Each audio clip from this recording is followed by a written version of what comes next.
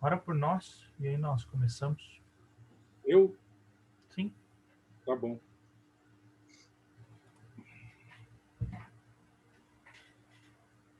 Deus bendito, Pai de Jesus Cristo, nosso Senhor e nosso Salvador, Pai nosso, santo, justo, misericordioso, bondoso, fiel, louvamos o teu santo nome e te suplicamos, ó Deus, que nos ajudes a compreender melhor o teu chamado, a vocação que temos em Cristo Jesus, e que o Senhor nos encontre fiéis, de forma que o teu reino se manifeste entre nós. E a tua vontade seja feita, Deus, aqui no mundo que nós vivemos, nas cidades, nos lugares em que nos encontramos, como ela é feita no céu. Dá-nos, ó Deus, aquilo que necessitamos nessa noite. Dá-nos a graça, a paciência, a compreensão que necessitamos. Esteja conosco, ó Deus, nos perdoando e nos guardando. É o que pedimos no nome de Jesus. Amém.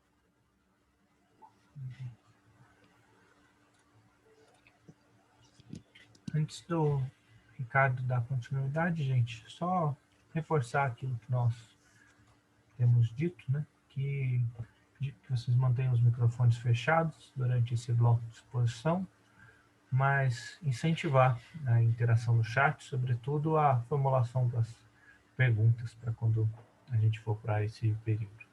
Aqui você precisar do Radinho, não? Vamos buscar o Radinho, porque ele fala baixo, né? É isso. Só um segundo. Ricardo, só desmuta o seu microfone, que eu acabei fechando todo mundo aqui para fazer de uma forma mais fácil. Isso. Pronto? Bom, gente, hoje é nosso terceiro encontro. Além desse, nós teremos mais 3. E como eu disse no início, esses primeiros 2, 3 encontros, ou 2,5, a minha intenção é de levantar o cenário, levantar os grandes desafios que nós temos, a realidade na qual nós nos encontramos para esse trabalho fundamental, necessário, de formação espiritual, que não é uma coisa tão trivial, né? Envolve um longo processo, um longo caminho. Na semana passada, eu mencionei o relatório do Ron Sider, né, que deixou ele bastante assustado em relação à forma como os cristãos se comportam em temas como racismo, divórcio, sexualidade, etc., sem nenhuma diferença, em alguns quesitos até pior do que os não cristãos, né?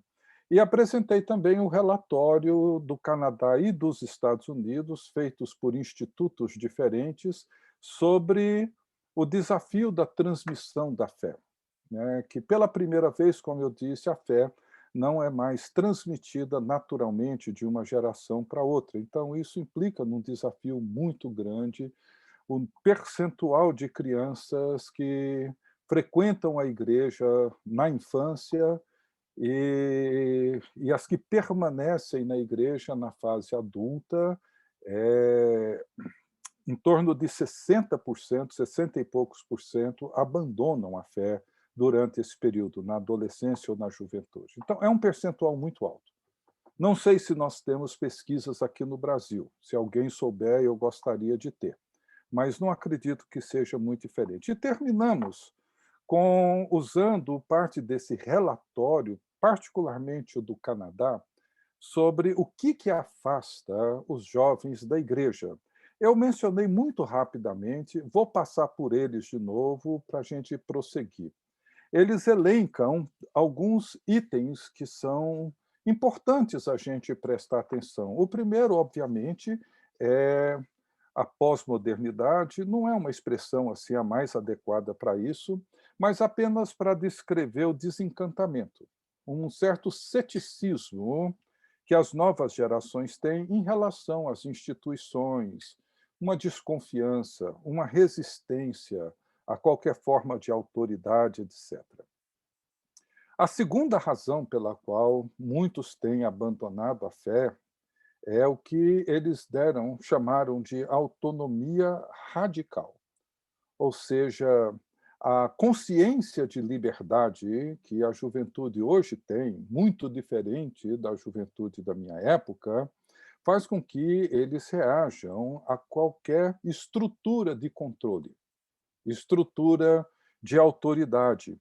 Essa é a ideia da autonomia radical, ou seja, eu não quero me sentir cobrado, eu quero ser livre das demandas que tentam impor sobre mim, do poder, do controle que outras pessoas exercem, mesmo as instituições.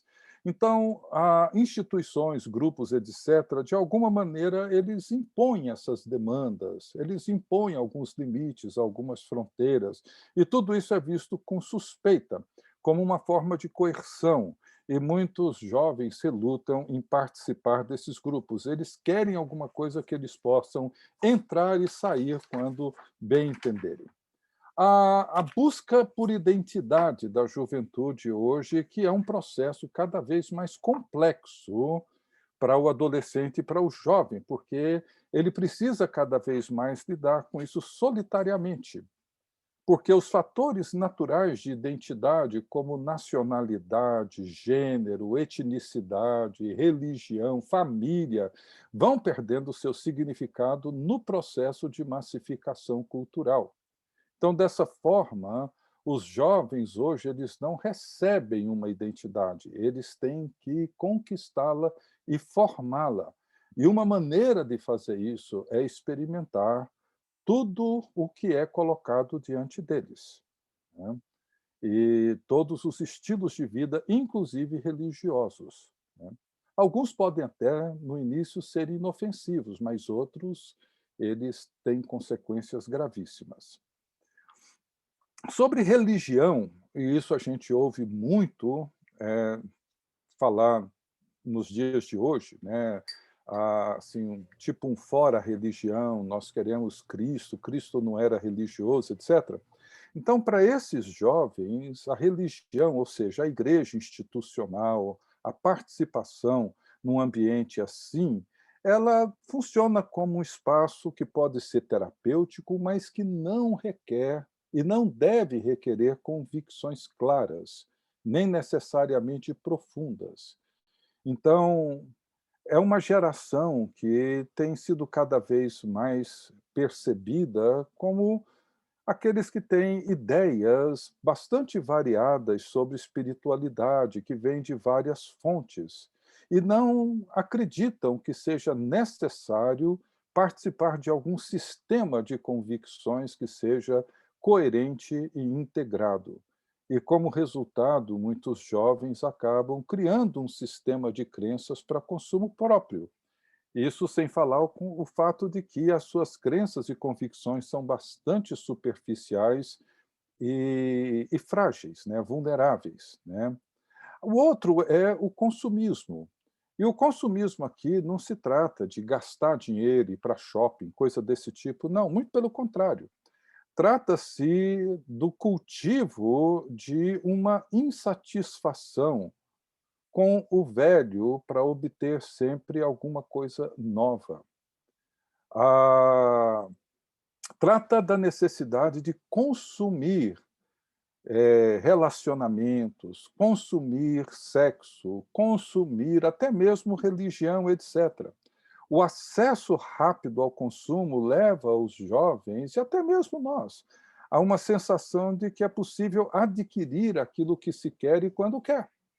E a fé também é vista como algo para ser consumido. É um produto, um serviço que vai de encontro com as necessidades do consumidor. Então, as pessoas hoje não se vinculam a uma igreja. Elas hoje estão ali enquanto ela serve aos interesses. O sentido de participação, de pacto, isso já não existe mais.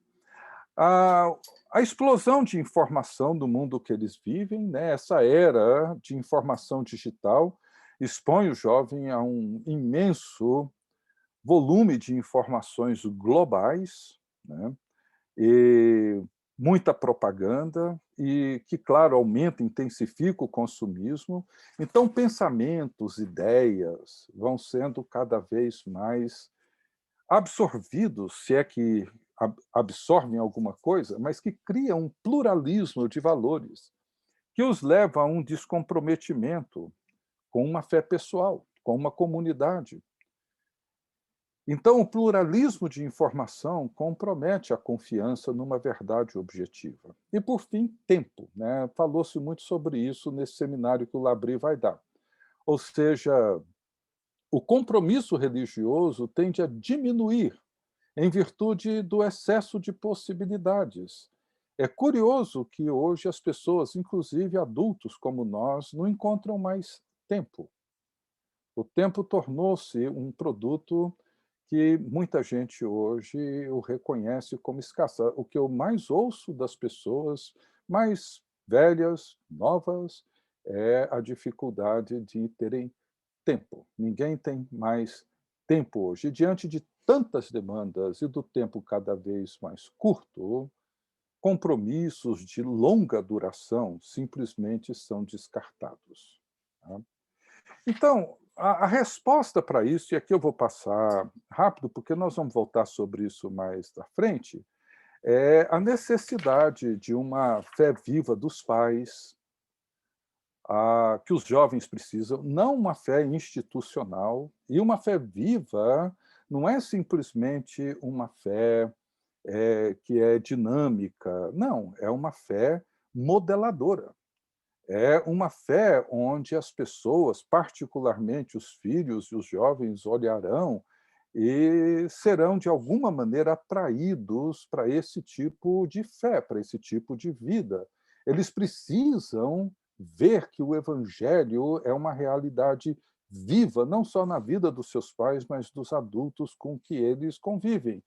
E, lamentavelmente, a fé de muitos adultos é extremamente vulnerável e frágil também.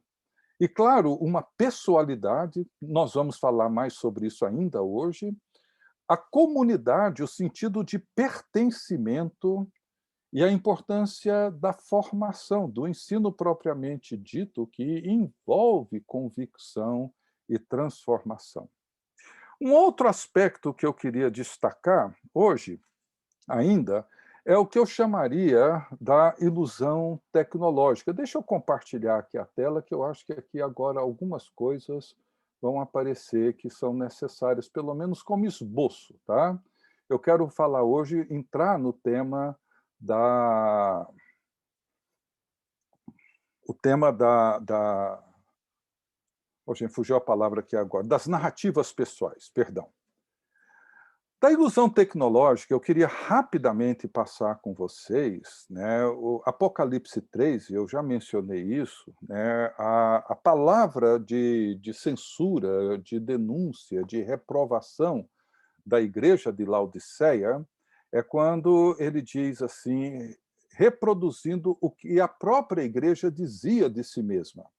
Estou rico e abastado, não preciso de coisa alguma, e nem sabes que és infeliz, sim, miserável, pobre, cego e nu. Essa é uma descrição bastante realista, não há necessidade de entrar aqui no contexto de Laodiceia, riqueza, etc. Mas isso diz muito para as nossas igrejas hoje. A maioria das nossas igrejas, mesmo as igrejas mais simples, elas poderiam dizer isso com a mesma clareza com que Jesus diz acerca de Laodiceia. Somos ricos e não precisamos de nada. Não precisamos de nada. Se o Espírito Santo simplesmente se ausentasse da vida da igreja, muitas igrejas continuariam funcionando sem sentir a menor falta. Ou seja, a tecnologia, ela criou um substituto. Ela criou uma forma de nós sermos ou acharmos que somos aquilo que, na verdade, já não somos mais. E eu não sou, assim, contrário à tecnologia. Eu costumo dizer que eu não sou nem tecnófilo, nem tecnofóbico. Eu não sou nem muito amigo dela, também não sou inimigo dela. Eu não tenho medo dela. Nós estamos usando ela aqui, graças a Deus. Mas, assim, a igreja de Laodiceia, como as nossas igrejas, correm o risco de ser aquilo que já não somos mais. Ela parecia que era feliz, mas ela era infeliz. Ela tinha aparência de que era rica, mas era miserável. Parecia que enxergava tudo, mas era cega. Parecia que estava vestida, mas encontrava-se despida, nua. O que que leva uma igreja, ou o que que leva cristãos? Isso é uma pergunta fundamental para a mentoria, tanto nossa, particular, olhando para a nossa própria vida, como para as pessoas com as quais nós convivemos, a família, filhos, a própria comunidade. O que que leva pessoas, o que que leva cristãos, o que que leva uma igreja a se ver como algo que já não é mais? A achar que é aquilo que já não é mais. E isso leva a gente a considerar, por exemplo, que se temos uma boa música, eu já mencionei isso, temos verdadeira adoração. Ou que se temos projetos, nós temos uma missão. Se temos uma boa estrutura, temos uma comunidade. Se temos boa doutrina, nós temos uma boa espiritualidade.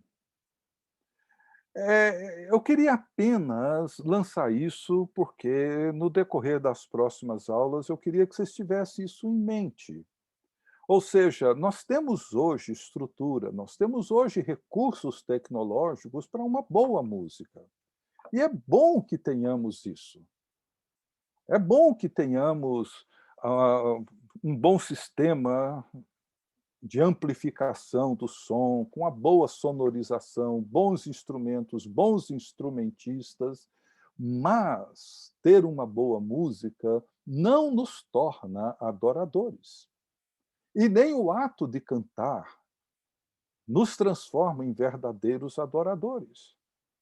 O fato das nossas igrejas terem muitos projetos, muitas atividades, muitos programas, não faz de nós um povo que tem consciência de uma missão e que participa dessa missão. E por aí vai. Então, esse é um tema que eu gostaria que a gente mantivesse ele em mente, porque essa ilusão tem produzido em nós uma percepção, muitas vezes, bastante equivocada da nossa formação espiritual. Por exemplo, sentir-se animado, até mesmo excitado num culto, em virtude da música ou de alguma coisa, não torna aquilo necessariamente real. A tecnologia pode produzir isso. Então, ela cria um certo determinismo tecnológico, ou seja, ela me leva para onde ela quer me levar. Ela cria muito mais alienação do que relacionamento. Ela produz muito mais um tipo de reflexo do que de reflexão. Nós reagimos mais por reflexos e não por reflexão. E ela cria muito mais a imagem do que a integridade. Então, seguindo adiante, eu queria considerar o cenário religioso no qual nós nos encontramos. Eu confesso para vocês que eu tinha pensado em trabalhar, tinha até assim, tenho anotado assim, todo o processo da história da igreja, mas ia tomar mais tempo do que eu queria, eu passo bem rapidamente. Nós vemos que a necessidade de formação espiritual sempre foi uma realidade presente. No período apostólico das cartas, nós vemos que a preocupação de Paulo, como já vimos em alguns versículos que eu selecionei dele, que o que ele procurava e desejava, tanto na vida pessoal dele como na vida das pessoas com as quais ele convivia, era se tornar semelhante a Cristo. Era isso que Paulo queria, era isso que ele desejava, era isso que ele se interessava em fazer. E ele, inclusive, faz um apelo muito importante, e esse apelo dele, ou essa afirmação, ela aparece praticamente em todas as cartas de Paulo, mas talvez o que a gente vai se lembrar com maior clareza é o que aparece em 1 Coríntios, quando ele diz: sede meus imitadores como eu sou de Cristo. Vejam que Paulo não diz: imitem a Cristo, não aos homens. Olhem para Jesus, Jesus não vai te decepcionar. Não olhe para os homens, para os líderes, eles vão te decepcionar. Paulo não diz isso. Paulo diz: sejam meus imitadores. E ele fala isso para os coríntios, na carta para os efésios: sede imitadores de Deus, como filhos amados, nas cartas aos tessalonicenses, colossenses, filipenses, ou seja, em todas as cartas, mudando um pouco a estrutura da frase, ele diz a mesma coisa. Ou seja, uma fé pessoal e um convite para que ele e os outros em volta dele sejam imitadores de Cristo. Então, veja que no período apostólico, a imitação de Cristo era o tema predominante na formação espiritual. Esse tema permaneceu ao longo dos séculos, né? Inclusive, Tomás à Kempis, já na Idade Média, no século XVI, ele escreve o famoso livro Imitação de Cristo. No período pós-apostólico, além da imitação de Cristo, e eles radicalizaram essa imitação de Cristo, porque o início do período pós-apostólico, logo depois, com o surgimento dos primeiros monastérios e os primeiros monges, como Santo Antão, por exemplo, eles procuraram imitar a Cristo de forma literal. Antão, ele ouviu uma pregação sobre o encontro de Jesus com um jovem rico, quando Jesus disse para ele vender tudo o que tinha, distribuir o produto entre os pobres e então seguir a Jesus. Ele saiu da igreja, vendeu tudo o que tinha, deixou uma parte com a irmã dele, distribuiu o restante com os pobres e foi viver como um eremita solitário no deserto por muitos anos, para entender o chamado de Cristo. E assim, o movimento dos mosteiros, durante esse período, foi um movimento que procurou trabalhar essa imitação de Cristo de forma, às vezes, até bastante, assim, muito literal, com excessos, é claro, em termos de obediência, em termos de castidade, né? Uma das marcas da vida monástica era a obediência radical, o voto de castidade, o voto de pobreza, ordens como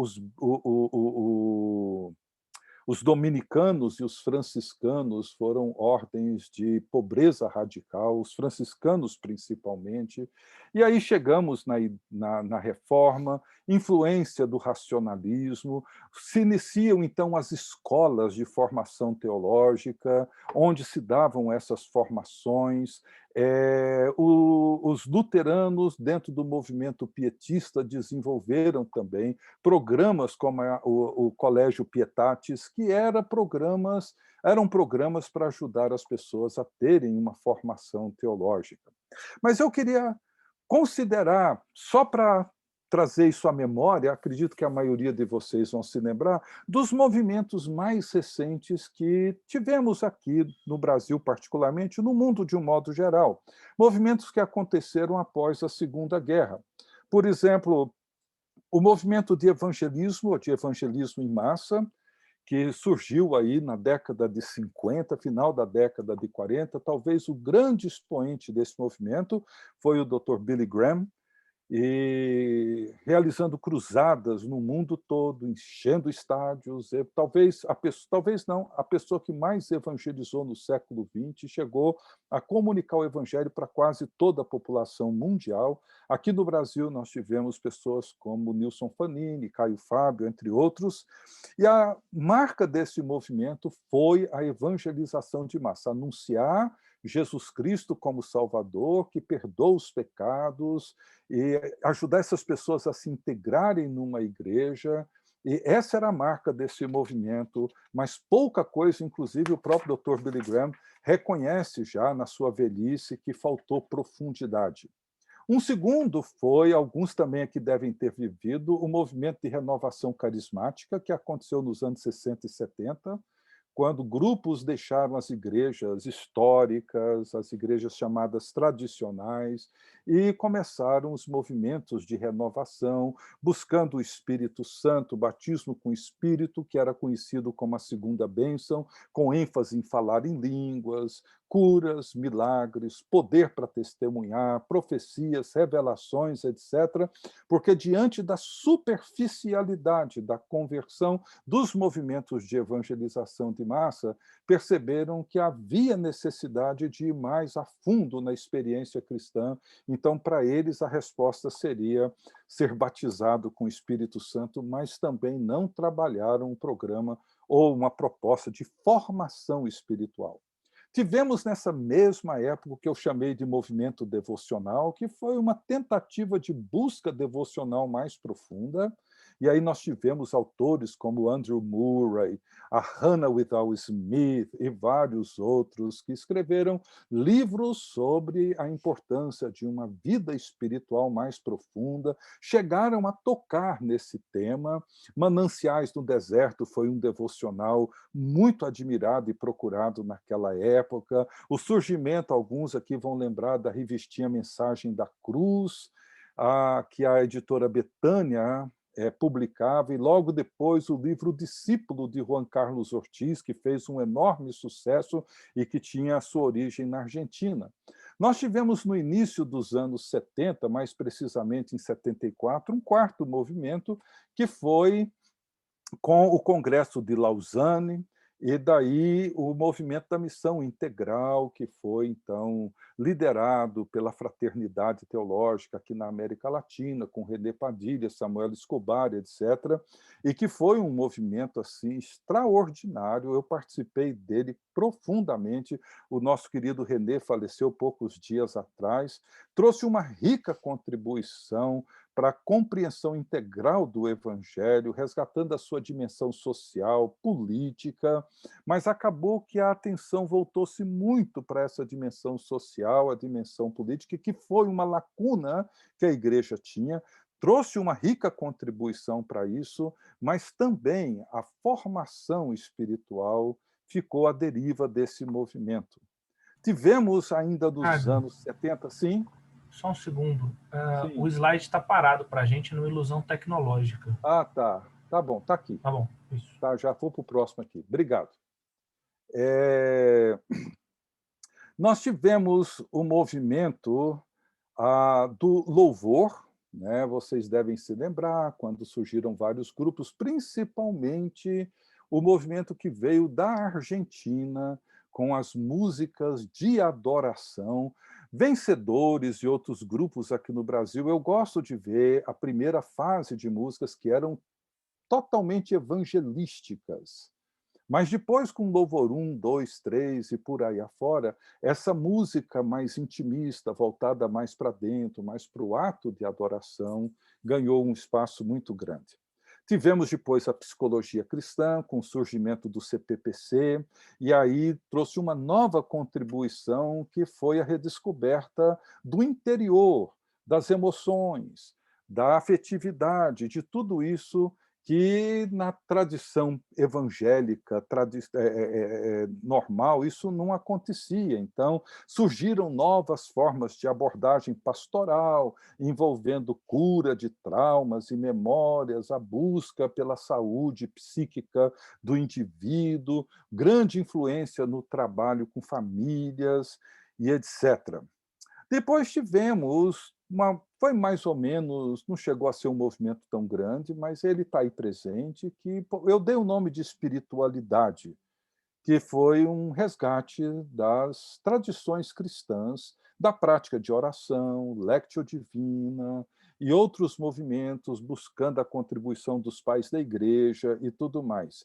E, por fim, eu listei aqui a esse movimento voltado para a igreja e para um ministério relevante, né? Um movimento que é mais recente, é difícil descrevê-lo, mas ele dá muita ênfase à eficiência, à forma como nós reestruturamos a igreja, damos a ela um novo significado. Surgem nisso daí seminários e programas para a formação de novos líderes, líderes mais eficientes, mais competentes, mais eficazes.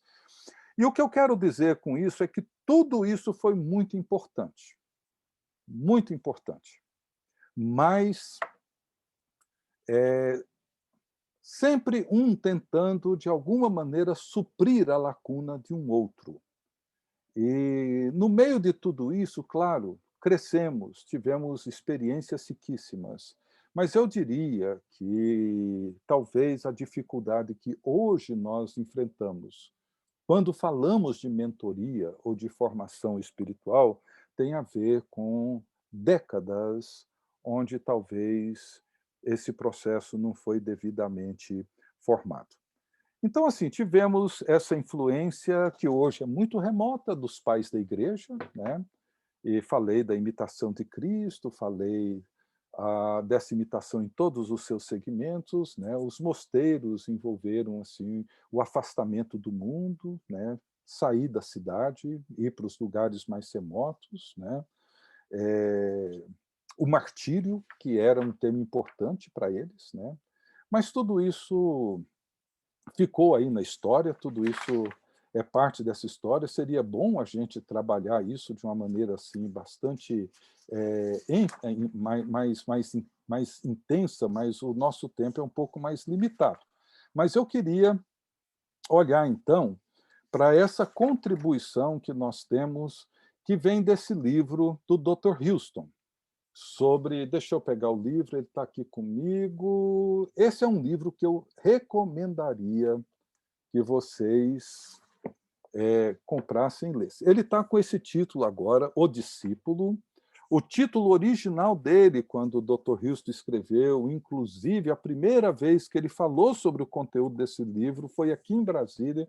Ele nem tinha ainda publicado o livro, mas ele fala dos 3 modelos históricos, ou modelos que também são contemporâneos para a formação de uma pessoa.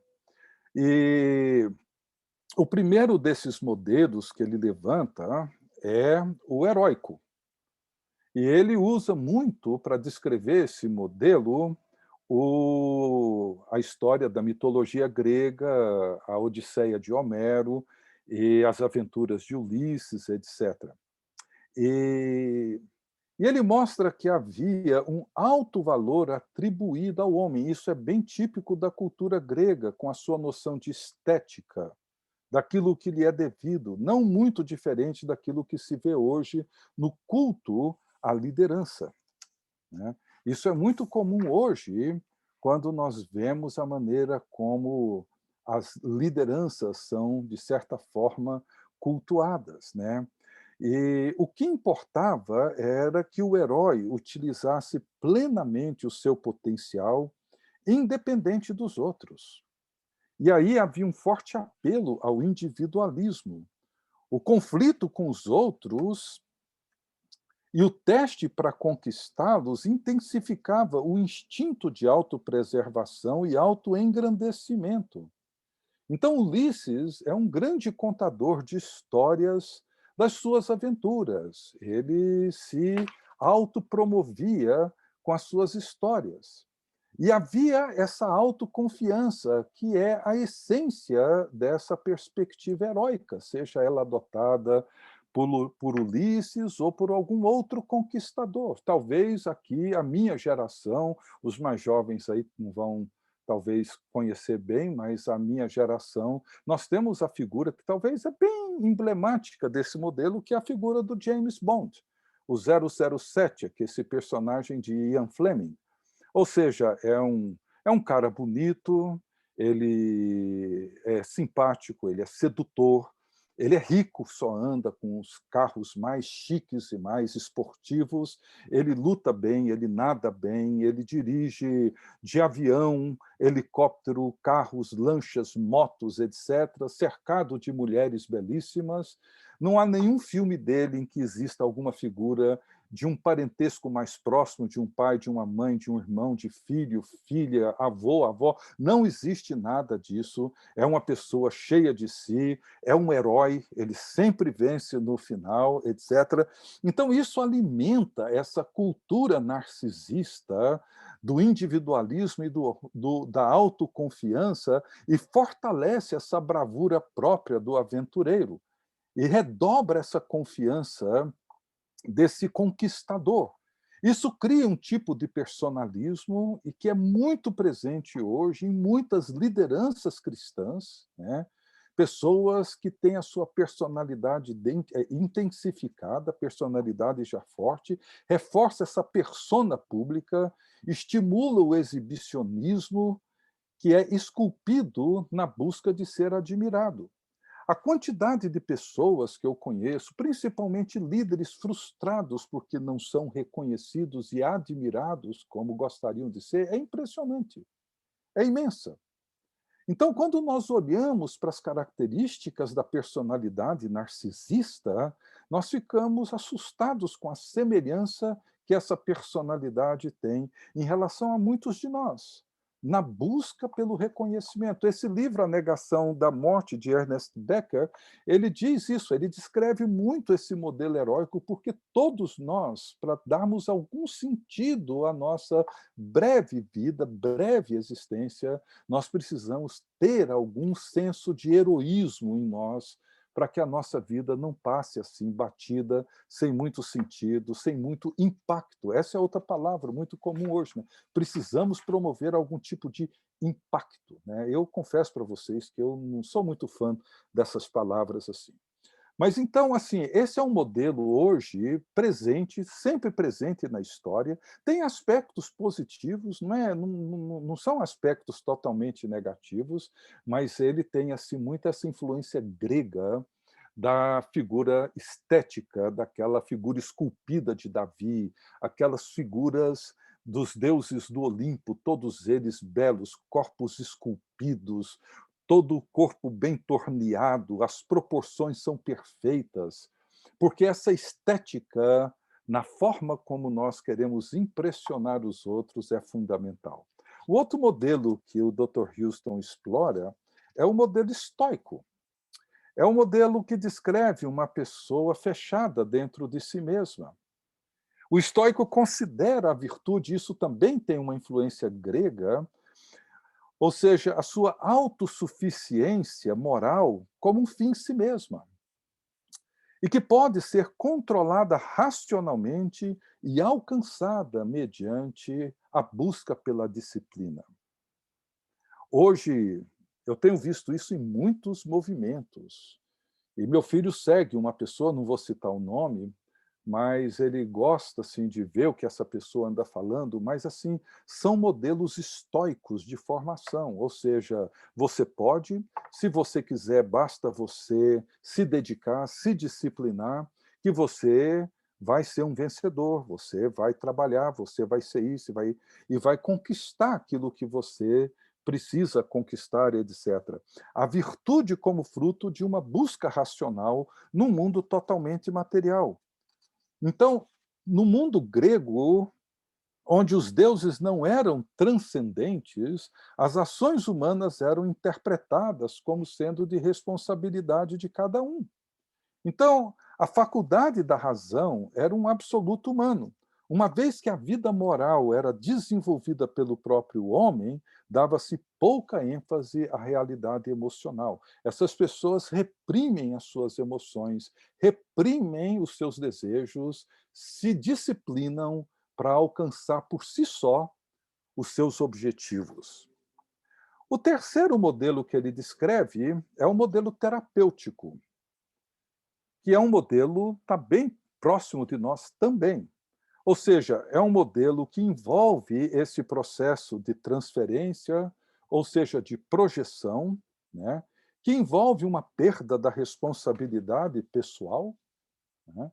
Ou seja, os responsáveis pela minha vida, pelos meus problemas, pelos meus traumas, etc., são outros, o que é verdade, mas quando eu perpetuo isso como uma forma de projeção e de autojustificação, eu abro mão da minha responsabilidade pessoal. Existe todo esse processo que nós já conversamos da divinização do self, ou seja, há uma entronização do self, ou seja, tudo que existe, existe para bajular esse ego infantilizado que cada um de nós carrega dentro de si e que não pode ser, de forma alguma, não pode sofrer frustração e desilusão. E como eu já disse, a saúde mental, a saúde emocional tornou-se um substituto para a salvação, né? Então, o clima contemporâneo, como eu já mencionei aqui, citando Christopher Lasch, o clima contemporâneo ele é terapêutico e não mais religioso. Porque as pessoas hoje não anseiam, perdão, por salvação pessoal, e menos ainda pela restauração de uma era ou de uma realidade mais profunda.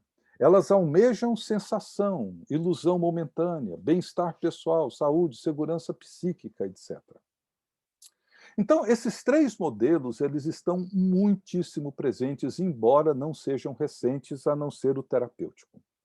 Tanto o modelo heróico, como o modelo estoico, como o modelo terapêutico, tem forte influência no processo de formação espiritual hoje. E nós temos que saber como lidar com eles, porque não é jogar a água com a criança fora, não. Tem coisas que são boas, mas eles têm uma estrutura que, em algum momento, vão negar o espírito e a palavra. Portanto, eu quero agora entrar, então, eu quero entrar nos modelos, nas narrativas pessoais, né? A importância delas, e aqui é onde nós vamos começar, a partir de agora, a tocar em temas que são bem mais, digamos, práticos no nosso trabalho de mentoria. A Bíblia é um livro de histórias, e isso é uma das razões assim, que me encanta a Bíblia. Personagens diferentes, famílias disfuncionais, histórias de conflito, idolatria, incredulidade, fidelidade, infidelidade, revolta, cinismo. Nós encontramos todas essas histórias na Bíblia. E Deus atua nessas histórias formando o seu povo.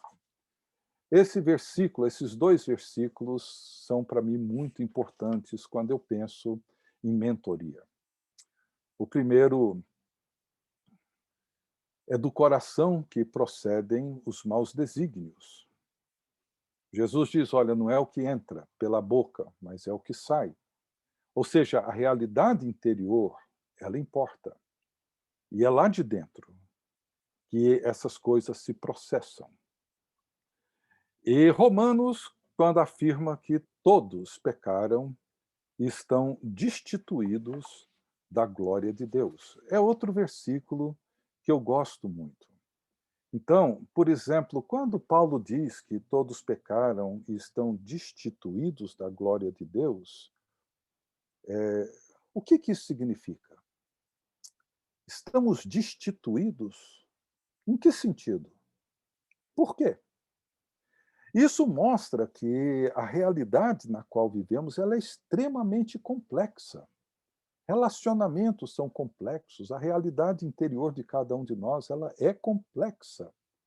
Nossos comportamentos, nossos relacionamentos, nossos afetos, tudo isso é muito complexo. Então, Paulo diz que todos pecaram, eu, você, todos nós, e todos foram destituídos da glória de Deus.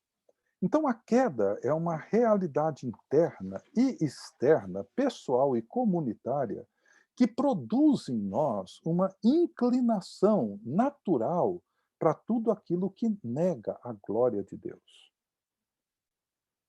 E, num certo sentido, isso aflige a nós, porque todos nós temos uma aversão natural por Deus. Todos nós temos uma, uma aversão, um desejo de suplantá-lo, um desejo, inclusive, não confessado e não admitido, mas um desejo de, de nos rebelar contra ele, um desejo de boicotar os propósitos de Deus. No fundo, nós lutamos com a nossa tendência de querer ser o nosso próprio Deus. Então, ao fugir de Deus, que é uma inclinação natural do ser humano, nós nos tornamos sempre prisioneiros de uma percepção pequena e limitada da realidade. O pecado é uma condição do ser humano.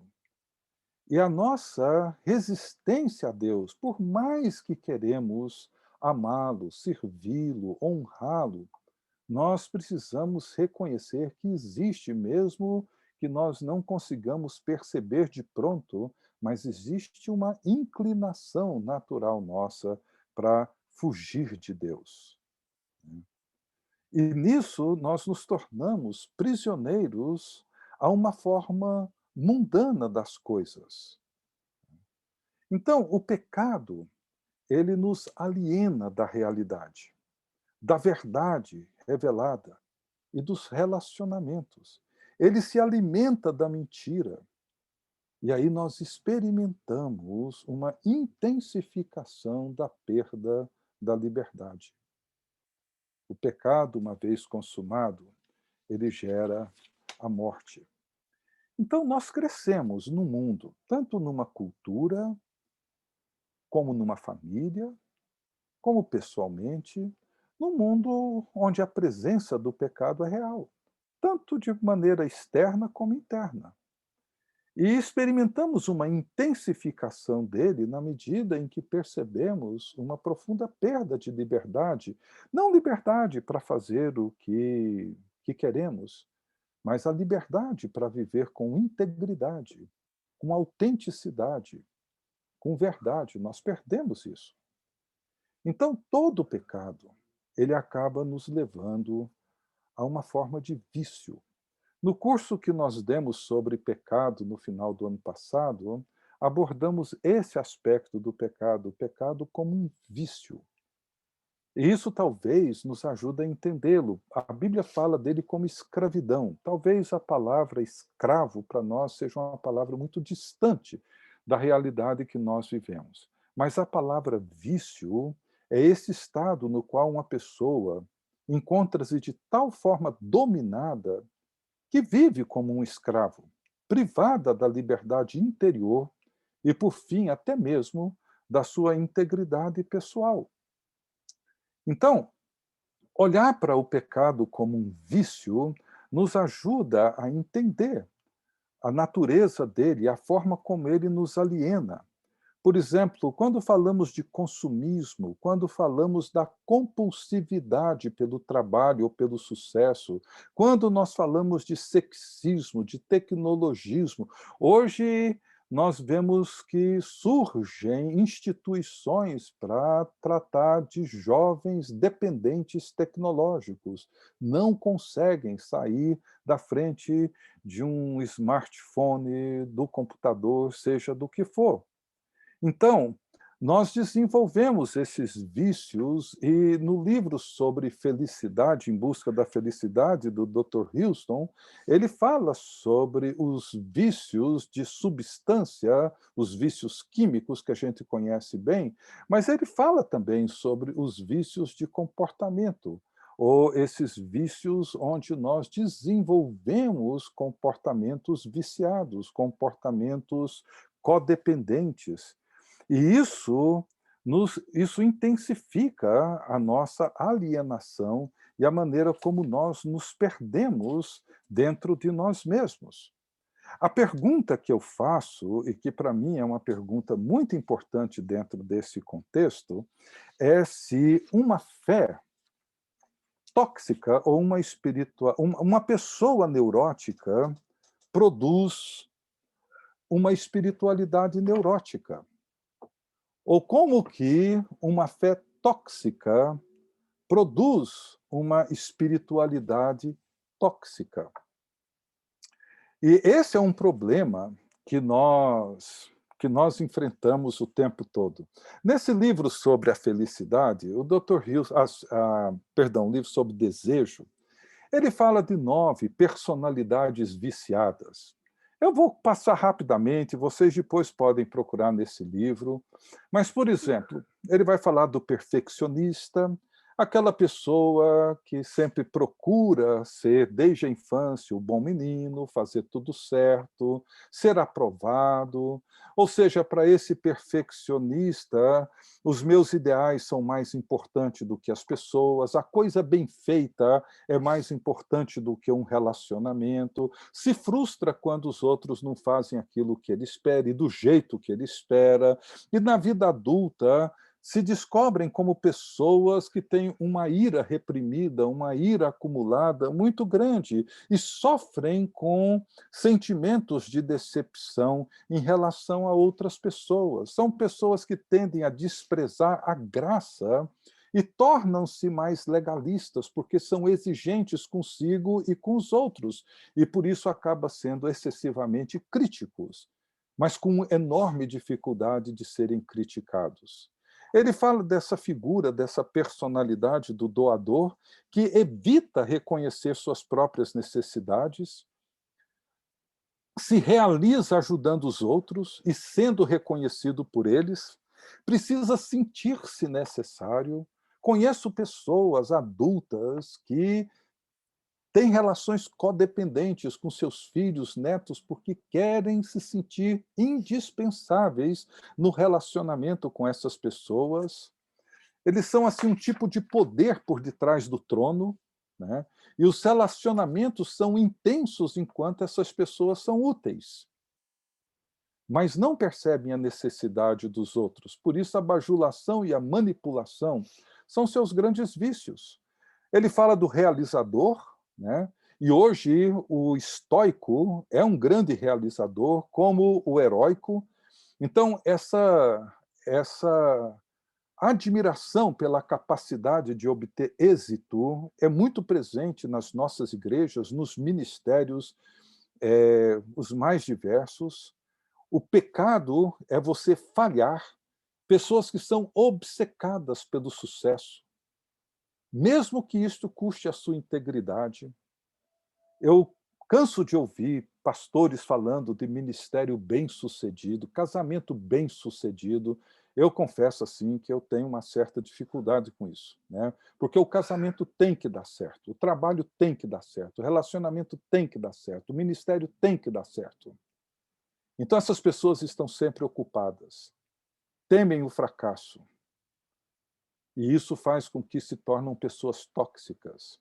E ele fala do romântico, dessas pessoas melancólicas, idealistas, sonhadoras, idealizam relacionamentos perfeitos, mundo perfeito, casamento perfeito, família perfeita, e não conseguem lidar com a realidade. Refugiam-se no passado, realizam-se no futuro, mas o presente é um tédio e uma enorme frustração. São impacientes com aquilo que é comum, rejeitam a autoridade, mas facilmente essas pessoas entram em depressão. Ele fala sobre o responsável, pessoas zelosas, geralmente são pessoas indecisas, porque são muito cautelosos, pouco audaciosos. O responsável prefere repetir uma fórmula que deu certo a se aventurar por uma que ainda não foi testada. São avessos a mudanças, tem muito a ver comigo. Preferem a segurança institucional, são pessoas moderadas, é preciso sempre analisar bem todas as opções, sem iniciativa, mas muito cauteloso, Tem o que ele chama de amante do prazer, ou seja, para essa pessoa o medo do sofrimento a leva a parecer sempre radiante, sempre divertida, despreocupada. É um tipo de Peter Pan. O desejo de sentir-se bem faz com que esse amante seja brincalhão, divertido, legal, simpático, excitante. O trabalho só é bom se for feito de uma maneira divertida. Rejeita todo tipo de dever. Estar animado é uma condição para se sentir realizado. A excitação é um testemunho do sucesso. Vê sempre o lado positivo das coisas, mas não consegue penetrar nas suas próprias feridas e nas suas próprias dores. Em penúltimo lugar, ele fala do poderoso chefão, né? Pessoas que gostam de tirar satisfações com os outros, está sempre atento, duro, agressivo, não demonstram fraqueza, não aceitam quando sentem que alguém os enganou. A motivação da vida é a autopreservação, nunca se sujeitam a ninguém, embora goste de servir os outros. Não tem medo ou receio de enfrentar pessoas, mas não aceita ser passado para trás. E acredita que está sempre a favor da verdade e da justiça. E, por fim, o mediador. Aquela pessoa que dá o duro para evitar qualquer tipo de conflito. Aquela pessoa que vive numa atmosfera, ou pelo menos forja uma atmosfera de harmonia. Evita conflito a qualquer custo. Sofre de muita ansiedade quando perde o controle. E essa pessoa nunca vai desenvolver um caráter profético. Então, são alguns exemplos, alguns tipos de personalidade. Eu acredito que ele tirou isso dentro daquele programa do Enneagrama. Mas isso é só assim um vislumbre para a gente entender a toxicidade da nossa formação, da nossa experiência. Ou seja, tudo isso aqui descreve em cada um de nós. Talvez muitos de nós se identificam com mais de um ou dois dessa lista. Tem muito a ver com a gente. Mas a pergunta que eu volto a fazer é uma pessoa neurótica, ela vai desenvolver uma espiritualidade neurótica, como qualquer um desses aqui. Uma pessoa que desenvolve relacionamentos e uma vida tóxica, ela vai desenvolver uma espiritualidade igualmente tóxica.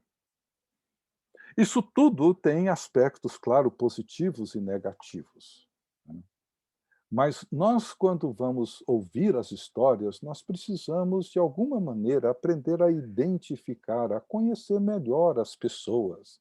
E o que leva, muitas vezes, a essa espiritualidade tóxica pode ter sido privação ou um tipo de abuso na infância, violência, violência emocional, violência física.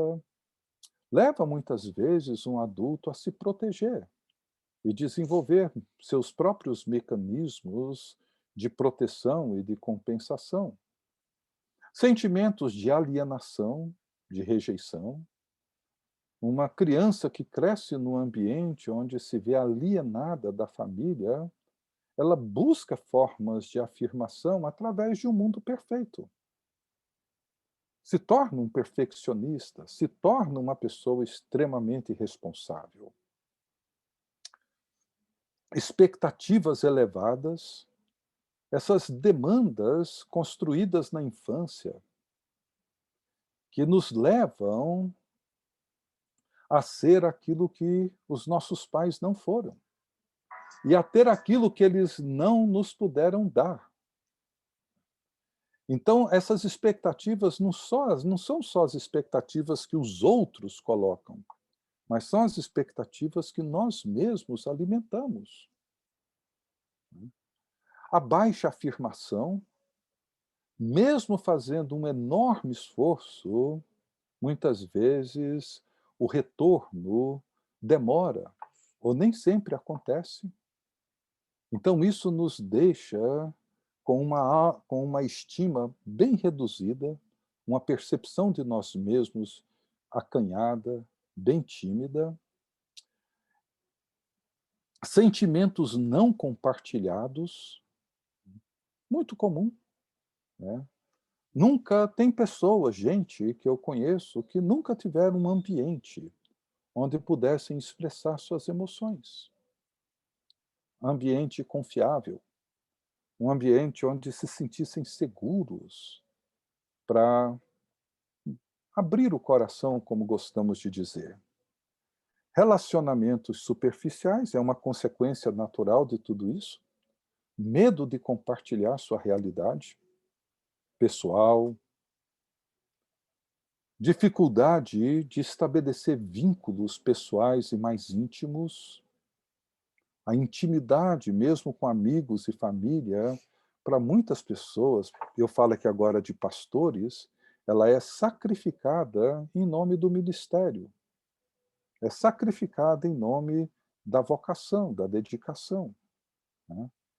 Desenvolvemos fantasias, a realidade é difícil, ela é dolorosa, ela machuca, sempre machuca. Então desenvolvemos fantasias e nos retiramos para esse mundo fantasioso toda vez que a realidade mostra as suas garras cruéis para nós. Incapacidade de encarar problemas, a dificuldade de lidar com doença, morte, perda, separação, tudo que representa ausência de controle e rejeição. A negação e a busca pela autojustificação, uma vez que essa pessoa se torna cega aos problemas pessoais e mesmo aos problemas em volta dela, termina por criar mecanismos de autojustificação. E a atração pelo sucesso, né? A quantidade torna-se meio de negação, mas também é uma forma de eu me sentir parte de um determinado grupo. Se eu tenho histórias de sucesso para contar, eu sempre vou ter lugar nesses grupos. Bom, o que nós precisamos, caminhando aqui para a conclusão, o que nós precisamos no processo de mentoria? Primeiro, nós precisamos entender que a fé, ela precisa estar relacionada com a vida e com a vida real. Ela precisa ser personalizada. Ela precisa ser encarnada. Ou seja, a espiritualidade, ela não pode ser desconectada da realidade da vida. Uma coisa que para mim é fascinante nos evangelhos, fascinante, é como que Jesus conversa com as pessoas. A mulher samaritana, o jovem rico, Marta e Maria, e tantos outros que Jesus encontra, ouve histórias, interage com perguntas a essa história e procura, a partir da singularidade de cada um, Nicodemos, ele procura, então, ajudar essa pessoa a avançar em direção a uma fé viva, porque a fé precisa estar relacionada com a realidade, porque esse mundo, a minha história, a minha vida é a única coisa que eu tenho. É a única coisa que eu tenho. Então, nós vivemos, assim, um processo que muitas vezes tem nos levado a uma perda muito grande daquilo que nós temos experimentado. Eu concluo rapidamente com esses 3 exemplos. Aqui tem 2 e tem mais um terceiro logo. Ah, não. Esses 2 exemplos aqui, mas tem um terceiro que eu coloquei.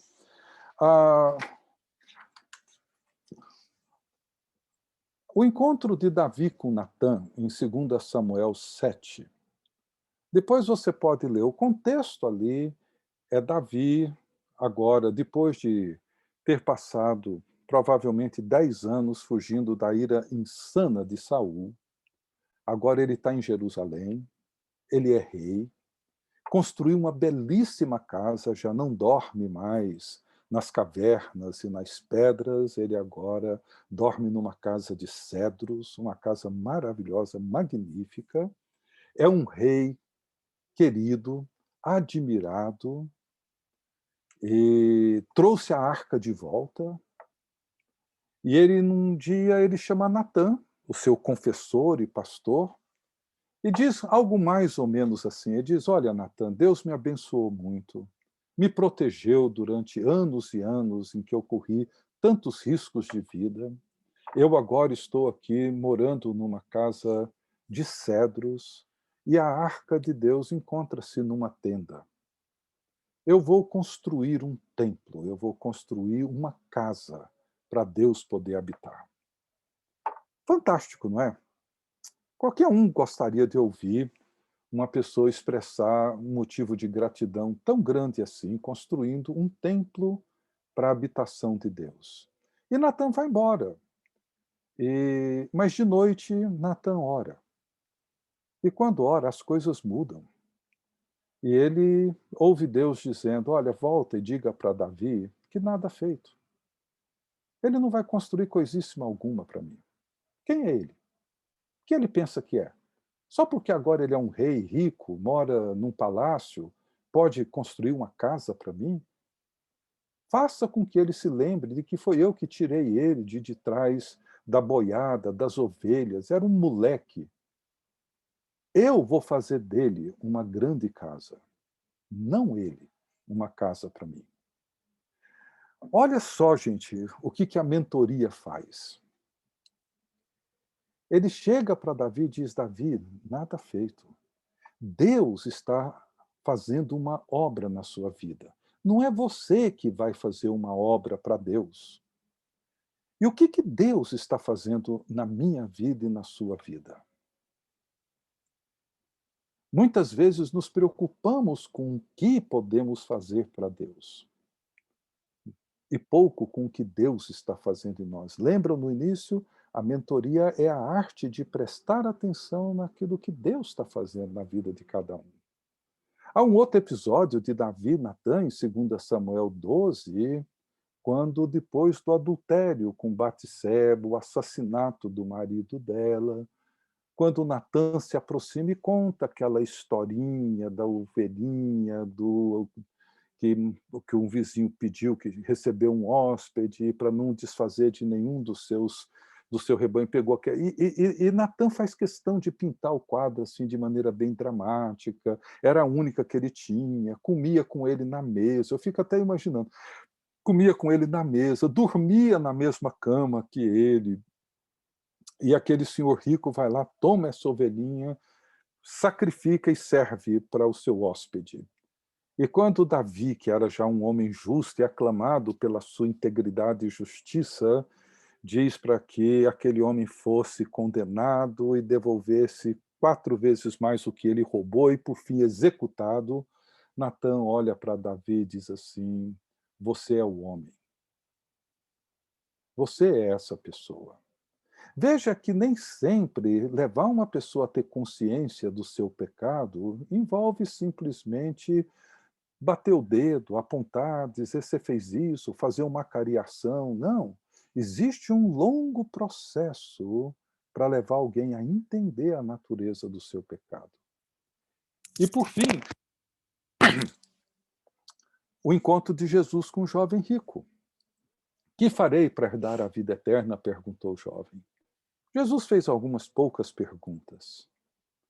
E quando o jovem terminou de responder, Jesus falou: então, só te falta uma coisa. Vai e vende tudo o que tem. Dá para os pobres. E assim terás um tesouro no céu, depois vem e me segue. Eu acho isso fascinante. Jesus nunca disse isso para ninguém. Ele diz isso apenas para esse jovem. Mas esse jovem começa dizendo: bom mestre, o que eu vou fazer para herdar a vida eterna? É como se Jesus dissesse: você realmente está interessado na vida eterna? É simples. Invista tudo nela. Crie um tesouro no céu. Põe tudo lá. É simples assim. O que acontece? Aquele jovem vai embora triste porque Ele não tinha tanto desejo assim pelo céu, como muitos de nós também não têm. E Jesus desmascara a falsa espiritualidade, que é fundamental no crescimento espiritual.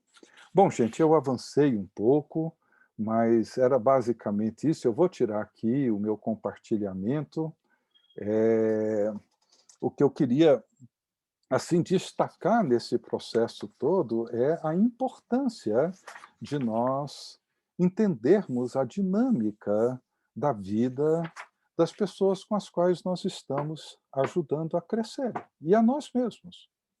A realidade é complexa, extremamente complexa. Ela nunca foi simples. Relacionamentos são complexos. Muitos de nós carregamos uma história tóxica, de famílias tóxicas, relacionamentos tóxicos, e exportamos isso para as nossas igrejas, e para as nossas famílias. E a tarefa pastoral é ouvir as histórias de cada um. Cada um tem a sua própria história, a sua própria singularidade. Ouvi-las, discerni-las e ajudar essas pessoas a darem o passo que precisa ser dado ou não. O jovem rico foi embora triste. Natã conseguiu ajudar Davi a entender que ele não ia construir nada para Deus. Fala, talvez seu filho me construa um templo, mas você não vai construir nada. Você é você é um peãozinho, você é um cuidador de ovelha. O que você acha? Você acha que agora você pode fazer alguma coisa para mim? Eu vou te mostrar que sou eu que vou fazer de você uma grande casa, mas não você uma casa para mim. É muito difícil a gente dizer para uma pessoa uma coisa assim, não é verdade? Para mim é muito difícil dizer para alguém chegar para mim e falar, Ricardo, olha, eu estou muito grato a Deus, muito, muito, Deus me abençoou muito. E eu quero investir e construir a igreja de vocês, terminar aquilo lá e construir, fazer um templo assim magnífico. Na hora, né? Não vou sofrer com isso, não. Mas chegar e dizer, olha, nada feito, meu amigo. Não é isso. A vida não se trata disso. O que Deus está fazendo é outra coisa. Nem sempre isso é tão simples assim. Não é tão óbvio assim. Por isso o trabalho da mentoria requer de nós muito mais ouvidos atentos do que uma resposta pronta. Eu abro aí, André, fica à vontade. Obrigado, Ricardo, pelo tempo da disposição. Muita coisa para a gente pensar, muita coisa para a gente refletir, ser confrontado e consolado aqui. Acho que ficou todo mundo fazendo os tiques de sim e não aqui, todo mundo fez o teste de personalidade enquanto você lia as personalidades viciadas aí do Dr. Houston, mas esse final aqui, colocando essas perguntas, com certeza deixa a gente bastante pensativo, assim. As perguntas estão chegando, mas eu tenho uma que eu queria colocar com base nessa primeira questão que você fala, do primeiro encontro de Natan com Davi, né? Quando Natan fala assim, não, pera, Davi, é o que Deus está fazendo na sua vida, não é o que você vai fazer para Deus, assim. Então, como você tenta sondar e descobrir o que Deus está fazendo na sua vida e como que você ajuda, o que você busca perceber para tentar discernir o que Deus está fazendo na vida de alguém que esteja compartilhando a história com você. Seu microfone está mudo.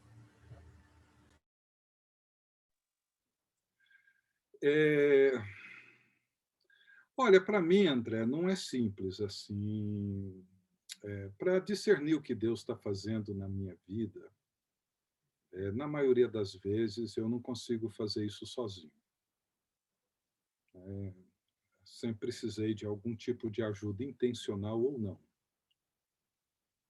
mas sempre um pouco de ajuda. Sozinho, acontece nas minhas brigas internas, interiores, quando as coisas não fazem sentido, quando a minha percepção daquilo que eu encontro na Bíblia não faz muito sentido, então eu brigo com aquilo durante um tempo.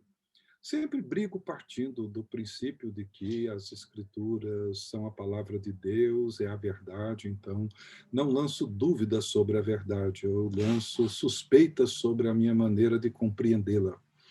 E eu preciso lutar com isso, né?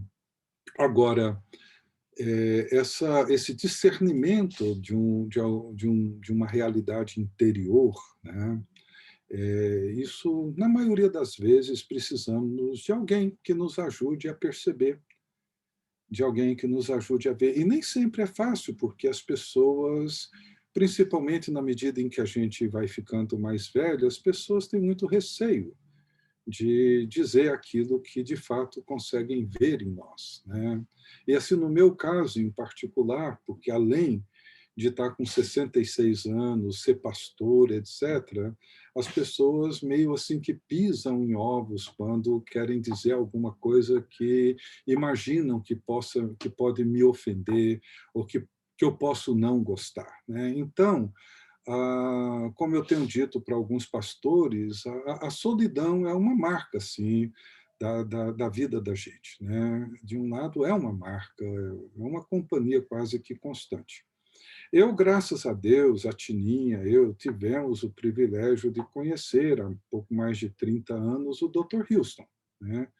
E hoje ele está com 98 anos, mas sempre foi assim um amigo, como a Tininha costuma dizer, que ele nos virou do avesso. Só que ele faz isso e fez isso assim de uma maneira extremamente bondosa, gentil, generosa. Nunca fez isso apontando o dedo, mas fez isso com perguntas e procurando discernir nossas histórias, porque uma das características dele, e aí eu aprendi com ele, é reconhecer o valor da narrativa pessoal. Então, na igreja, André, assim, na minha vida pastoral, quando eu abandonei um pouco assim as técnicas de aconselhamento e passei a dar mais atenção em ouvir as histórias pessoais, isso mudou muito a forma como eu pude entrar e participar do processo de formação na vida e na história de algumas pessoas. E pude perceber, por exemplo, gente que por mais de 20, 25, 30 anos desenvolveram relações codependentes, tóxicas. Eu quanto isso feria, machucava, né? Então, é um processo longo, precisamos de gente para nos ajudar, precisamos prestar atenção nas histórias, e talvez começando com a nossa própria, escrevendo a nossa própria narrativa, cada um aqui escrevendo a sua própria biografia. Não biografia cronológica, quando nasceu, onde, não. Uma biografia dos relacionamentos com Deus, com a família, dificuldades, com quem que eu me identifico, se eu tive facilidade para me expressar ou não, porque isso é que nos ajuda a, de alguma maneira, superar ou pelo menos avançar no crescimento pessoal. Obrigado.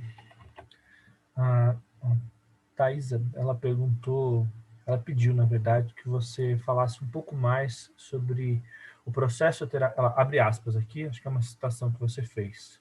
O processo terapêutico, por estar enlaçado com a cultura, não pode ser profético.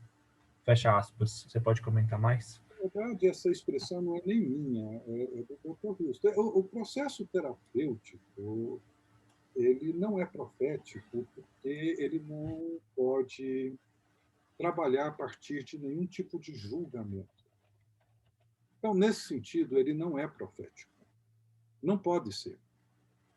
Ou seja, um terapeuta bom, ele não pode emitir juízo sobre a pessoa que ele está cuidando, tratando.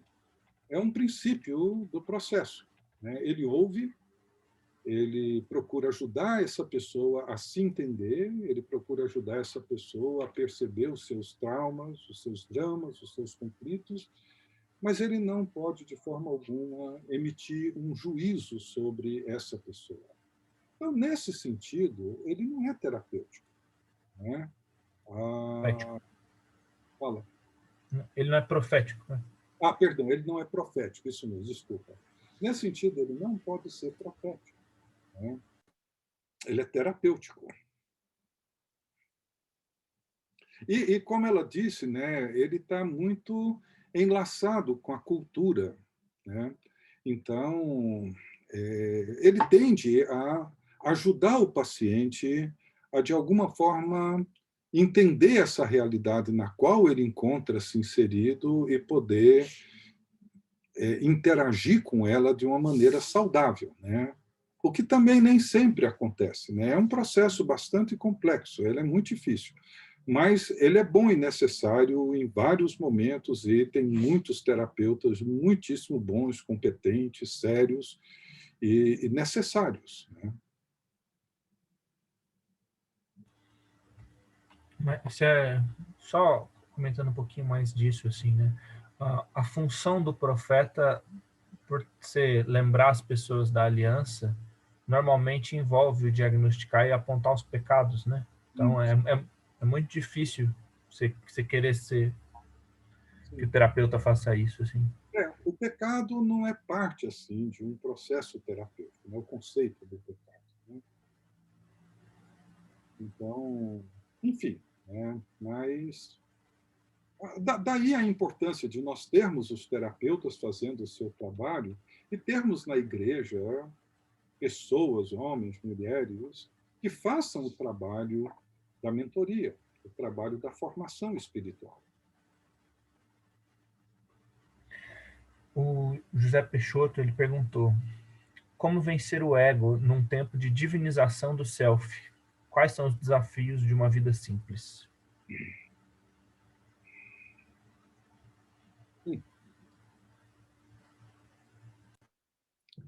Na verdade, assim, o chamado de Jesus, ele envolve esse morrer para nós mesmos diário, né? O tomar a cruz é um processo contínuo e, ao mesmo tempo, dinâmico, onde nós precisamos continuamente morrer para o tipo de marido ou esposa que somos, para o tipo de profissional que somos, para o tipo de amigo que somos. Ou seja, o ato de morrer é o ato de você deixar para trás alguma coisa a fim de alcançar uma nova que está aí diante de você, né?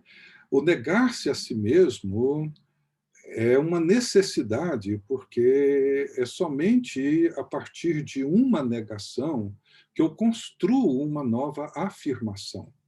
Pessoas que nunca negam, elas também nunca irão afirmar algo novo, né? Então, a negação, quando vista assim, numa perspectiva ruim, né? Negativa, né? Ela envolve assim, eu tenho que abrir mão de quem eu sou. Não, não é isso. Eu só me tornarei quem eu devo ser na medida em que eu abro mão daquilo que eu não sou. E isso é um processo que leva a vida inteira, né? Assim, nós tomamos consciência daquilo que somos e que é tóxico, e eu preciso, para romper com a toxicidade, né, negar aquilo para poder afirmar uma realidade nova. Tem um livro antigo que me deram há muito tempo atrás, chama Perdas Necessárias, de Judith Viorst. É um livro onde ela, não sei nem o que ela é, ou era, né? Mas assim, ela fala sobre a necessidade das perdas para você poder ganhar. Eu me lembro, em 93, quando nós estávamos já arrumando as nossas malas para voltar do Canadá, Estava eu, a Tininha, assim, na sala. A nossa casa era uma casinha pequena, mas tinha os quartos em cima e uma salinha com cozinha embaixo. E aí nós ouvimos um choro. Isso era uma quinta-feira. Nós viajaríamos na segunda. E nós ouvimos um choro lá no quarto. Aí subimos lá, era o Arthur, o nosso filho mais novo, aos prantos, arrumando as coisinhas dele.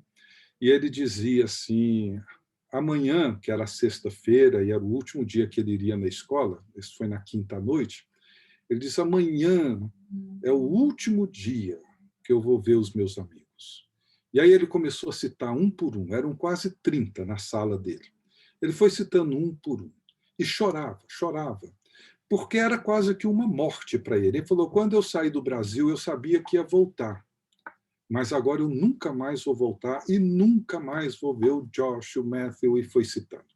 Assim, a vontade nossa era de desfazer as malas, olha, vamos ficar por aqui, para que esse menino vai sofrer?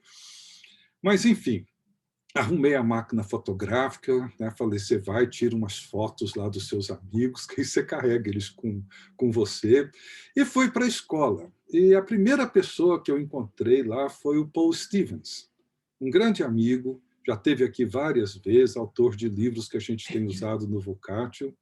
E aí eu contei para ele, assim, meu coração estava assim, partido. E aí ele me disse exatamente isso. Ele falou, Ricardo, não é só essa perda que ele vai sofrer. Ele vai perder os avós, ele vai perder vocês, ele vai perder amigos. A vida é feita também de perdas. Se ele não aprende a lidar com essas perdas, ele não saberá lidar com as outras que virão. Deixa ele sofrer. É difícil, mas a gente não dá um passo novo se não deixar alguma coisa para trás. Difícil, forte e necessário, né? Bom, a solução, se não quiser enfrentar isso, é amarrar uma bola de chumbo e ficar parado, né? E viver essa vida estática, né? E aí criam essas relações codependentes. Você vê que as pessoas que têm relação codependente são pessoas que pararam no tempo. Não deixaram os filhos amadurecerem. Então, eu quero ser eternamente o pai dos meus filhos. Então, eu banco a vida deles, banco as dívidas deles, os erros deles, eu banco os problemas deles, porque eu quero que eles sejam eternamente os meus filhinhos. Chega um momento, estão aqueles marmanjos irresponsáveis e que dependem de mim, eu dependo deles, o relacionamento fica tóxico, eles me olham esperando que eu dê dinheiro ou resolva algum problema deles, eu olho pensando, esperando que eles vão me recompensar pela minha generosidade, eu só me sinto amado porque eu sou útil para eles, eles só se sentem meus filhos porque eles me exploram, né?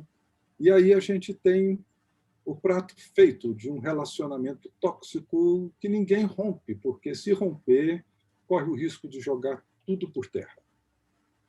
Uma história inteirinha. Mais duas perguntas? Podemos avançar um pouquinho? Pode, por mim não tem problema. Pergunta do Daniel.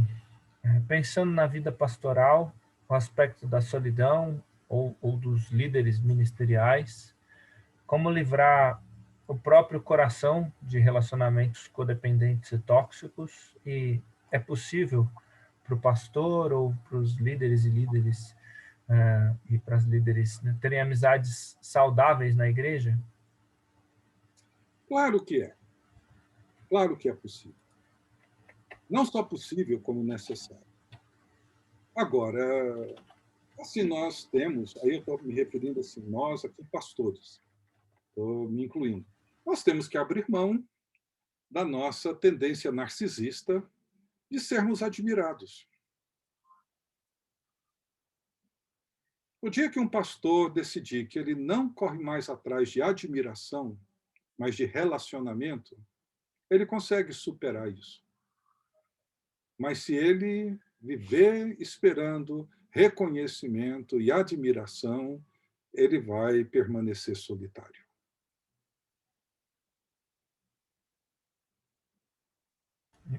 E quanto ao conselho para alguém que queira se livrar de um relacionamento de codependência? Olha, isso é assim, um pouco mais complexo. A Tininha fica aqui me corrigindo aqui. Ela falou, você não respondeu direito, não. Deixa eu tentar, então, melhorar a resposta. Meu freio de mão está aqui do lado. Freio de mão, acelerador. Obrigado, Tininha. Não, mas veja só. Assim, o problema das relações codependentes é porque romper com essa dependência tóxica, você rompe com um padrão, você rompe com uma estrutura, você rompe com um sistema. Tá? Então, por exemplo, você tem, digamos, a figura daquele homem, marido, que é autoritário, intimidador, que ameaça, e você tem os filhos intimidados, que têm medo, etc. E você tem aquela mãe que faz o meio de campo, que o pai chega nervoso, ela dá um jeito de levar para o quarto, evita contar o problema do filho, a nota ruim que ele tirou. Então, você cria todo um sistema, né? Um sistema de uma mãe que protege os filhos, de um pai que é violento, ela tenta proteger os filhos desse pai, o relacionamento do marido e da mulher torna-se tóxico, com os filhos, então, torna-se confuso. Ou seja, no momento de romper com isso, o risco disso produzir uma ruptura muito maior no casamento é enorme. Essas relações são muito complexas. Então, assim, é preciso ajuda, se é o caso de ter ajuda, ou seja, alguém confiável em quem eles possam se abrir, né? Eu já acompanhei vários casos assim de pessoas que desenvolveram relações codependentes, né? De mulheres ou de homens intimidados, com medo, etc. Então, assim, precisam de ajuda, porque senão a ruptura desmonta todo um sistema. Todo um sistema. Então, precisa de ajuda. Assim, às vezes você tem assim figuras de liderança que são figuras fortes, que são dominadoras, que são controladoras, são autocentradas, etc. É possível ajudar uma pessoa assim sem entrar no ambiente que ela cria? É. Às vezes um pastor humilde que vive num ambiente assim tóxico de uma igreja, ele consegue, ou mesmo um filho, ele consegue entrar dentro do sistema e transformar o sistema de dentro para fora. O reverendo Peterson ele falava, usando assim mais para pastores, né, mas serve para qualquer um de nós, mas ele falava do pastor subversivo, do pastor desocupado e do Necessário. pastor apocalíptico. Desocupado, apocalíptico e subversivo. A figura do subversivo, para ele, é aquela pessoa que participa do sistema, mas consegue vê-lo criticamente, não entra no sistema, embora esteja dentro dele, e ali de dentro ela procura mudar a realidade. Às vezes, um homem sábio, uma mulher sábia, um filho, consegue fazer isso numa família. Às vezes, uma pessoa de fora. Eu conheço famílias que uma nora, um genro, conseguem perceber e fazer isso. Mas, assim, para não criar uma ruptura traumática, tem que ter alguém que entre e, a partir do sistema tóxico viciado, procurar transformá-lo. Nem sempre acontece, mas é possível. Né? É possível. Né? Agora, a solidão pastoral é uma realidade. Assim, eu costumo dizer para alguns colegas que solidão e frustração são as duas companhias constantes que a gente tem. Constante. Solidão porque é muito difícil você ser compreendido, e aqui já não é só pastores. Às vezes é difícil para uma mulher se sentir compreendida. Então ela se vê uma pessoa solitária. E como pessoa solitária, a frustração torna-se uma realidade, uma presença constante. Né? Então, a solidão, num certo sentido, é uma realidade constante na vida de todas as pessoas que querem avançar, amadurecer, crescer. É uma realidade constante. Por quê? Porque não é falta de gente, é, é não nos sentir compreendidos, né?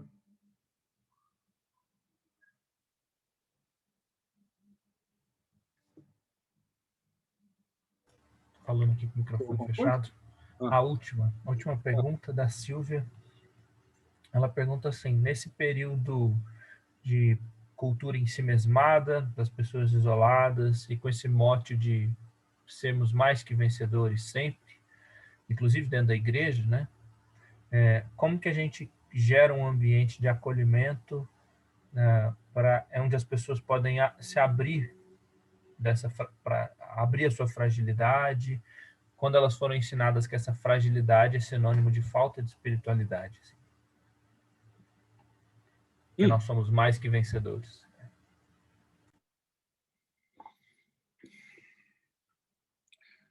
Deixa eu fazer assim, um rápido comentário e depois eu toco na pergunta. O comentário seria o seguinte, André, ou Silvia. Por um lado, nós temos que olhar de maneira bastante crítica a essa cultura que valoriza o fraco, o frágil, o indefeso, o vulnerável. Hoje nós temos uma cultura que valoriza excessivamente essa personalidade fragilizada. Eu hoje tenho uma certa preocupação em relação à valorização disso, não ao fato de que isso existe e seja uma realidade, mas a maneira como isso é valorizado como sendo uma grande virtude. Então, de um lado, eu faço essa consideração. Temos que ter um olhar crítico para isso, tanto quanto o olhar crítico para essas pessoas que se consideram vencedoras, que estão sempre para cima, estão sempre ótimas, tudo é bom, tudo que fazem dá certo, são pessoas hiperpositivas, etc. Também tem que olhar para essas pessoas com um olhar bastante crítico, porque ambas trazem os vícios, né? Você pode encontrar numa pessoa desse tipo mais que vencedor, usando a expressão bíblica, que não quer dizer isso, mas essa pessoa que se considera uma pessoa super bem resolvida, super madura, super alegre, super isso, super aquilo, essa pessoa geralmente esconde alguma coisa. Ela usa a sua a sua exuberância, a sua eterna alegria, o seu jeito cativante para esconder as suas próprias feridas.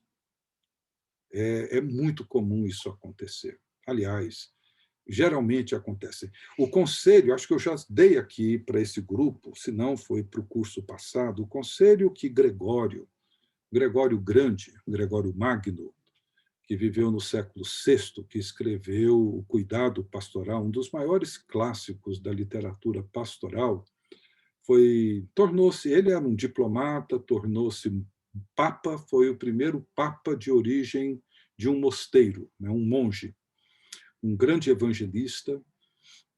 Mas no livro Regras Pastorais, um dos conselhos que ele dá para os jovens pastores, os seus estudantes, era algo mais ou menos assim, que por trás de uma grande virtude se escondem os piores vícios. Por trás de uma grande virtude escondem-se os piores vícios. Então, ele dizia: prestem atenção no vício que a virtude esconde e não fiquem impressionados com essa virtude. Isso é um conselho de uma sabedoria imensa, imensa, para qualquer um de nós. Então, às vezes, quando nós tratamos certas coisas como uma grande virtude, seja uma fraqueza, ou seja uma pessoa super para cima, bem resolvida, quando tratamos isso como uma grande virtude, valorizamos isso de uma maneira muito além do que é devido, nós muitas vezes nos tornamos cegos, incapazes de ver o vício que ela esconde. Às vezes, por trás dessa pessoa bem-sucedida, encontra-se uma pessoa confusa, apavorada, cheia de medo, de insegurança.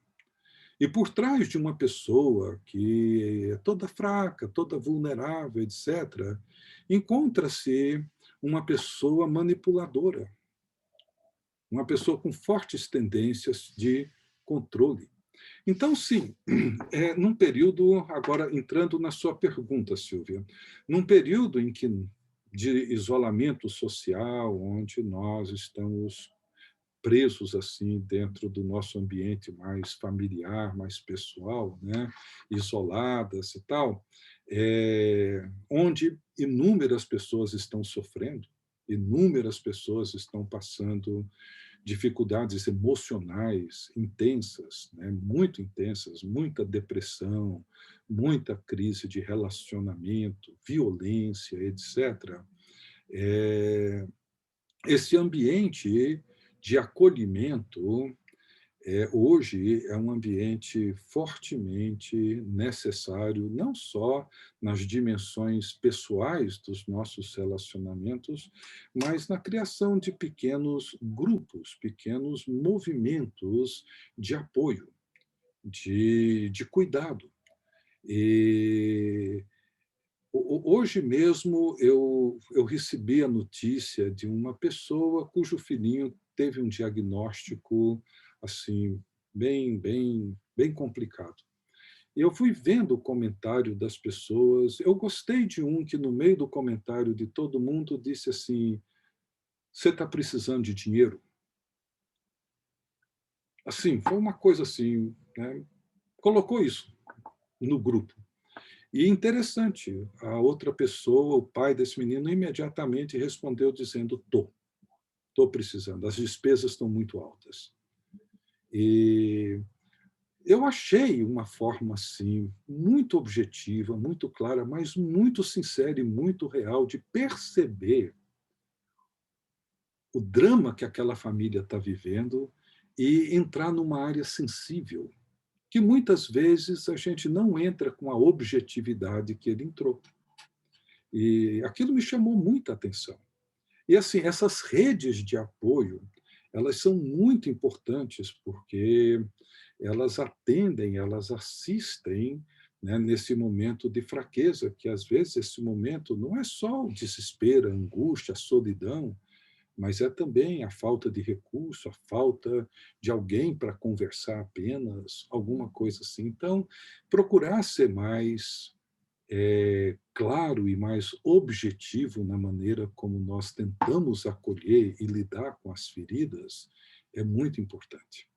E feridas que precisam ser tratadas, cada uma do seu modo. Ou seja, algumas feridas você não pode espremer muito, porque elas podem se transformar em feridas bem maiores.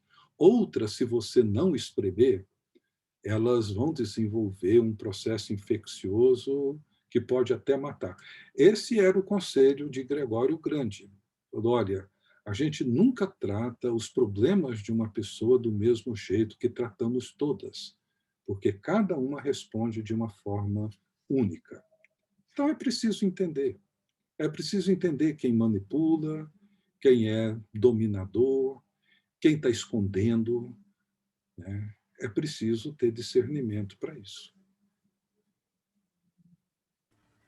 Obrigado. Obrigado demais. Muita coisa boa hoje, hein, gente? Acho que a própria reação de vocês com os comentários. Obrigado pelas perguntas também. Mas muito obrigado, Ricardo, Tininha. Eu agradeço. A minha assistente está aqui do lado. Aqui.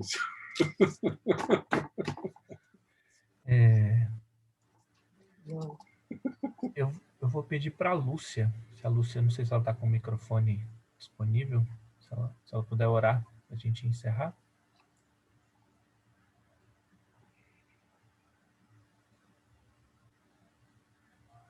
Deixa-me ver se está. Não sei se.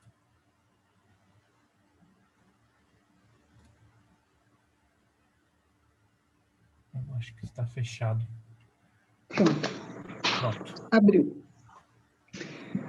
Senhor, nós te louvamos e te bendizemos, ó Deus, por esse privilégio de podermos estar ouvindo o teu servo e sendo edificados, profundamente edificados, ó Pai.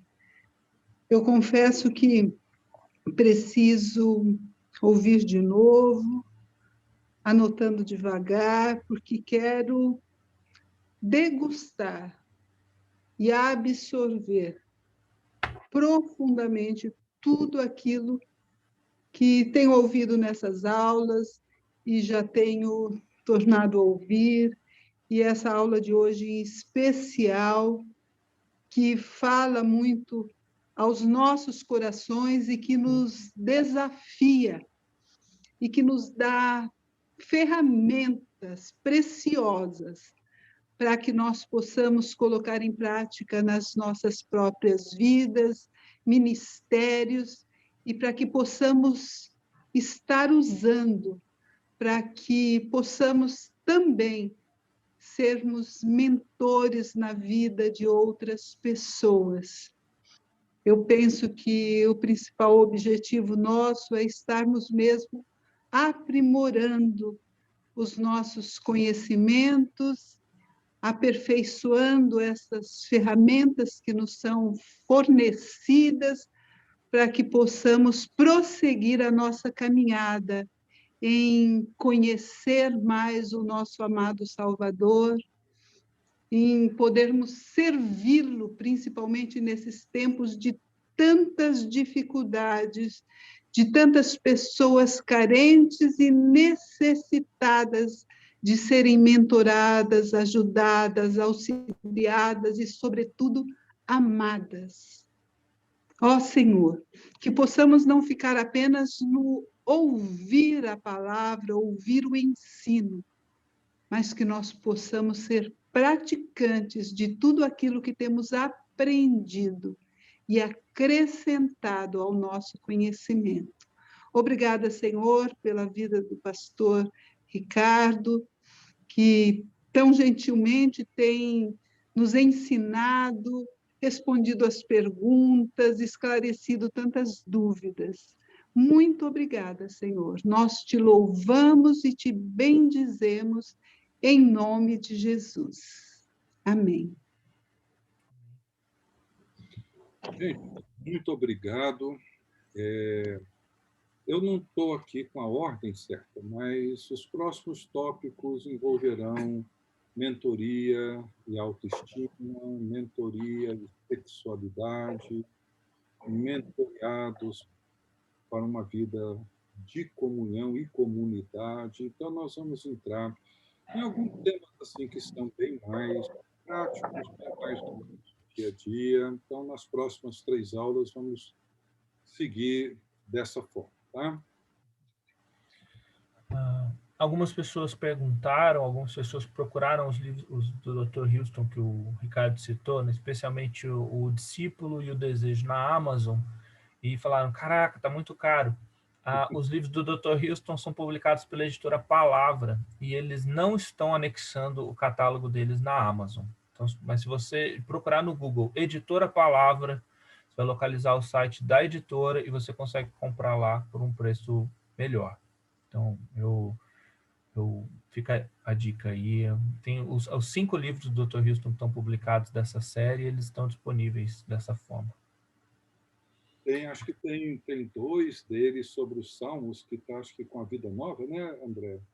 Isso, 3 dele com o Bruce Waltz, que saiu o terceiro. Gente, esses livros dele, esse discípulo, o título original foi sobre a vida mentoriada, né? Depois, Em Busca da Felicidade, mas a editora Palavra, colocou tudo com uma palavra só, né? Discípulo, felicidade, desejo, oração e criação. São 5 títulos dele que estão aqui em Brasília, lá na editora do Richard, Palavra. Então, entre em contato, qualquer dificuldade, fale com o André ou comigo. nós temos contato com eles lá, a gente pode ver o que fazer para você ter acesso a essa literatura dele, tá bom? Podemos até ver lá se consegue algum desconto, caso o preço seja o que nem da Amazon. Eu não sei nem quanto é. Acho que por hora é isso, gente. Obrigado demais. Bom descanso a todos. Obrigado novamente, Ricardo. Eu que agradeço. Deus abençoe você.